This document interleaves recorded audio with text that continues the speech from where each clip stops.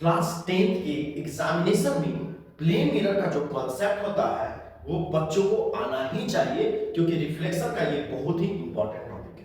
दोस्तों, plane mirror कहने का मतलब होगा कि मिरर प्लेन होगा, यानी ये ग्लास के बैक साइड में जब पॉलिश किया जाता है तब ये मिरर का फॉर्मेशन होता है। मिरर का काम क्या होता है? किसी भी ऑब्जेक्ट का image banana by the help of properties of light, that is called reflection of light.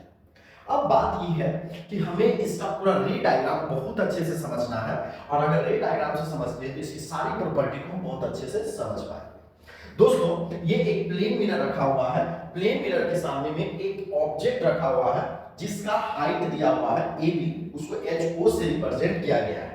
ठीक है, डिस्टेंस ऑफ ऑब्जेक्ट को मिरर से मेजर करते हैं और डिस्टेंस ऑफ इमेज को भी हम लोग क्या करेंगे? मिरर से ही मेजर करेंगे।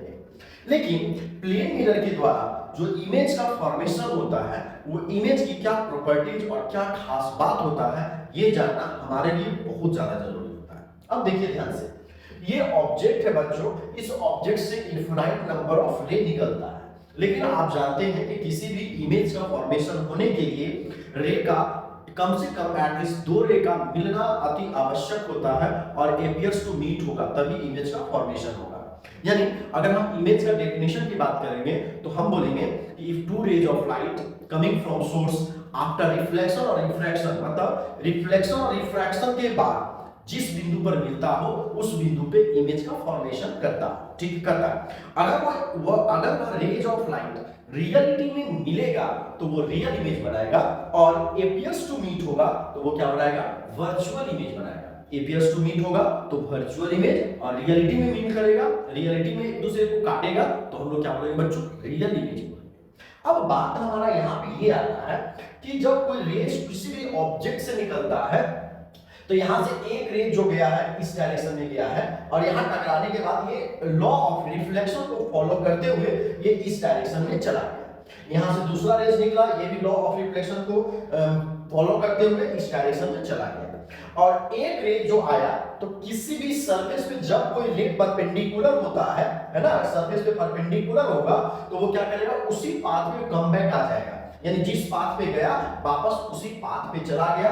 और यहां पर से क्वेश्चन भी पूछा जाता है कि if rays of light are drawn perpendicular on a surface, then the what is the angle of incidence and what is the angle of refraction? When rays of light strikes on a surface on perpendicularly, then the angle of incidence and the angle of reflection will be zero। क्यों? क्योंकि angle का formation नहीं होगा। आप देखेंगे कि ये जो रे आया है, ये रे इस परपेंडिकुलर के साथ कुछ एंगल बनाया है जिसे एंगल ऑफ इंसिडेंस कहते हैं, यानी सोर्स से आने वाले रेज ऑफ लाइट परपेंडिकुलर के साथ जो एंगल बनाता है उसे एंगल ऑफ इंसिडेंस कहेंगे, और after reflection rays of light गया है एक सर्टेन एंगल को बनाकर गया है तो इसे बोलेंगे एंगल ऑफ रिफ्लेक्शन। और ये दोनों एंगल बराबर होता है, इसीलिए दोनों एंगल को थीटा से रिप्रेजेंट किया गया है।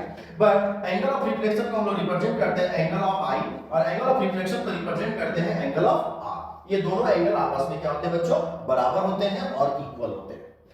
अब हमारा सबसे खास बात ये है और समझने वाली बात ये है, हम लोग क्वेश्चन एक मिनट को खोल कर रखे हैं, लेकिन यहाँ पर से आप कम से कम 100-200 क्वेश्चंस का भी आप आंसर देने में सक्षम हो जाएंगे, क्योंकि टॉपिक तो एक ही होता है लेकिन उस टॉपिक पे क्वेश्चन अनगिनत बनाए जा सकते हैं। तो इसीलिए पूरे अच्छे से टॉपिक को समझेंगे जिससे कि एग्जाम में कम समय में ज्यादा मार्क्स ला सके। आइए, हमने क्या बोला कि इमेज का फॉर्मेशन तभी होगा जब या तो रेंज ऑफ लाइट रियलिटी में मिलेगा या तो अपियर्स टू मीट होगा। अब बताइए कि ये रेंज ऑफ लाइट आया, आफ्टर रिफ्लेक्शन यहां पर रिफ्लेक्ट हुआ और वापस उसी पाथ पे लौट गया। ये रेंज लाया, ये आगे इधर चला गया, ये रेंज गया और ये इधर चला गया। क्या कभी भी संभव है कि ये दोनों रेंज अगर हम आगे की ओर बढ़ाएंगे तो एक दूसरे से मिलेगा? कभी भी और कतई भी संभव नहीं है। लेकिन अब हम लोग अगर आगे नहीं मिल सकता है तो हम ये एज्यूम करते हैं कि अगर इस रे को आगे की ओर बढ़ाया जाता और इस रे को भी बैक साइड अगर बढ़ाया जाता, और तीनों रे इसको भी इमेजिन करते हैं कि इसको भी आगे बढ़ाया जाता, तो ये तीनों rays of light E point पर जाकर मिलता। जब ई पॉइंट पे जाकर वो मिलेगा, जब ई पॉइंट पर वो जाकर मिलेगा, यानी यहां पर इमेज का फॉर्मेशन हुआ।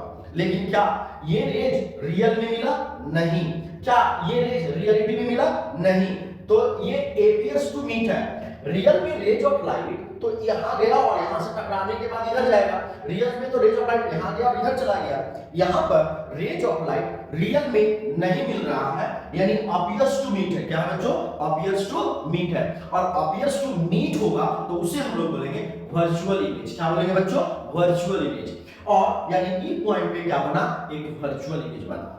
दोस्तों जब वर्चुअल इमेज का फॉर्मेशन होता है तो हम लोग उसका प्रॉपर्टी को समझने का कोशिश करेंगे कि आखिर प्लेन मिरर के द्वारा जो इमेज का फॉर्मेशन दिया जाता है या प्लेन मिरर के द्वारा जो इमेज बनाया जाता है उसका कैरेक्टरिस्टिक्स क्या होता है। तो इसको पूरे अच्छे समझेंगे। पहला क्वेश्चन कि प्लेन मिरर के द्वारा कैसा इमेज बनता है, तो प्लेन मिरर के द्वारा वर्चुअल इमेज बनता है। पहला क्या हो गया? वर्चुअल इमेज हो गया।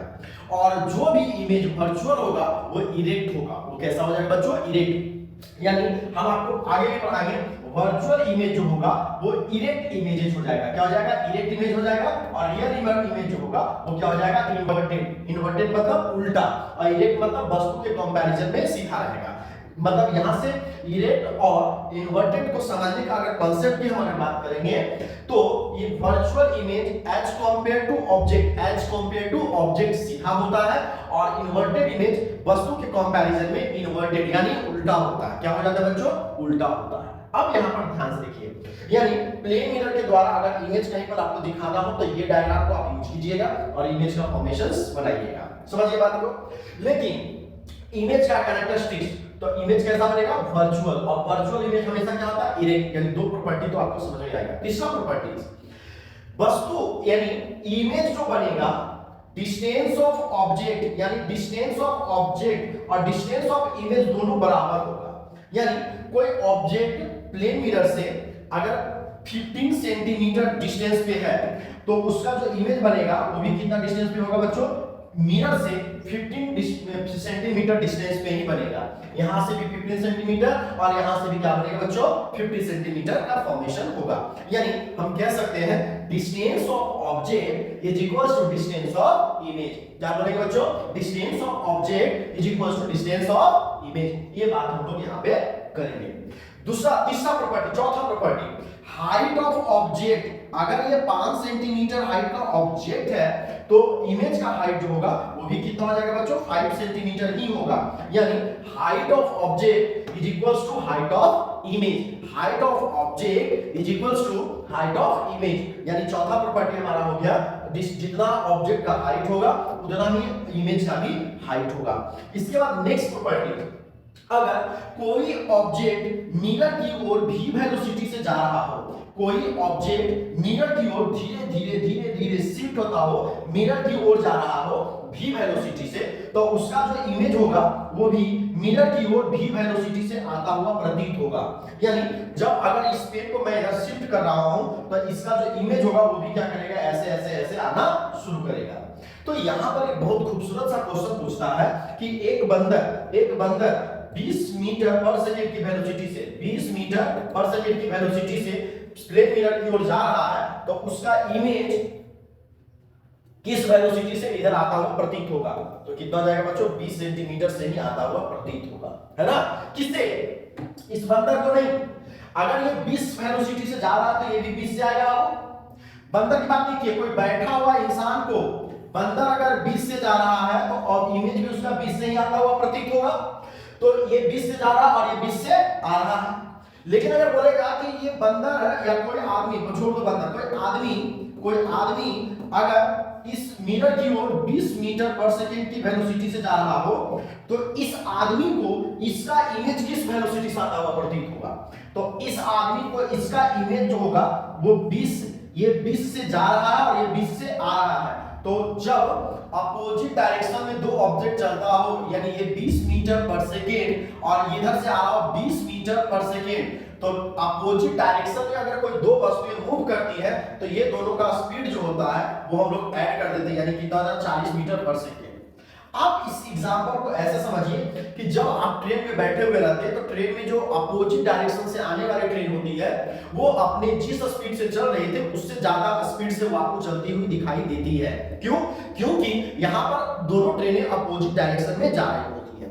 लेकिन जब आप ध्यान से देखते होंगे, जब सेम डायरेक्शन में जब दो ट्रेनें चल रही होंगी, एक का स्पीड ज्यादा हो और एक का स्पीड थोड़ा सा कम हो, तो वो ट्रेन एज कॉम्पेयर टू अपने जितने स्पीड से चल रही है उससे कम स्पीड से चलती हुई आपको प्रतीत होती है। इसे बोलते हैं रिलेटिव वेलोसिटी। ये फिजिक्स में भी पढ़ना होता है, क्लास 9th में और क्लास 11th में, ठीक है ना। तो यहां पर समझिए कि जब ये ऑब्जेक्ट 20 मीटर पर सेकंड की वेलोसिटी से आ रहा होता है, तो मिरर का प्रॉपर्टी ये है कि उसका इमेज भी 20 से ही आएगा, लेकिन इस आदमी को प्रतीत कितना होगा, किस स्पीड से आता हुआ प्रतीत होगा, तो 20 इसका स्पीड और 20 इसका स्पीड, यानी 20 प्लस 20 यानी 40 मीटर पर सेकंड की वेलोसिटी से आता हुआ प्रतीत होगा। क्वेश्चन यहाँ पर दो बनते हैं कि जब कोई बच्चा समतल दर्पण की ओर 5 मीटर पर सेकंड की वेलोसिटी से जा रही है, तो उस बच्चे को उसका जो प्रतिबिंब है किस वेलोसिटी से आता हुआ प्रतीत होगी। उस बच्चे को, बच्चा जा रहा है, इमेज आ रहा है, बच्चा 5 से चल रहा है, इमेज भी 5 से आ रहा है, तो 5 और 5 कितना जाएगा, 10, यानी टोटल 10 मीटर पर सेकंड की वेलोसिटी से बच्चे को आता हुआ उसका प्रतिबिंब पता चलेगा। लेकिन इस बच्चे को छोड़ दिया जाए, कोई आदमी बीच में बैठा हुआ वो देखेगा, तो बच्चा 5 से जा रहा है, इमेज भी 5 से आ रहा है, तो उस आदमी को इमेज जो दिखेगा वो 5 मीटर पर सेकंड की वेलोसिटी से ही आता हुआ प्रतीत होगा। दोस्तों, ये प्लेन मिरर का कॉन्सेप्ट था। प्लेन मिरर की बात हम लोगों ने किया है। प्लेन मिरर में रिफ्लेक्शन होता है और हम इसकी बात किए हैं। अगर ये कॉन्सेप्ट आपको बहुत अच्छे समझ में आया हो तो जल्दी से वीडियो को शेयर, सब्सक्राइब और लाइक करिए। हम आपके लिए बहुत अच्छे कॉन्सेप्ट लेकर आएंगे जिसमें आप एग्जाम में बहुत अच्छा नंबर ला सकते हैं। Thank you. जय हिंद, जय भारत।